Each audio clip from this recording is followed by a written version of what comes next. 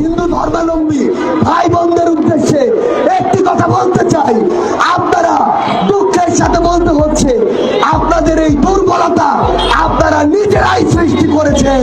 আমি মনে করি আমার রাজনীতির বয়স যা, ওদের জন্ম হয়নি। আমার রাজনীতির বয়স যতটুকু, তাদের জন্ম হয়নি এত।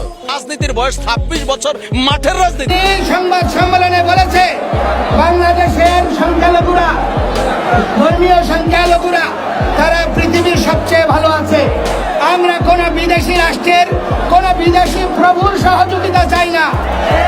অতীতে যেমন সাধু সন্তরা আত্মবলিদান করেছে, আমরা আত্মবলিদান করব।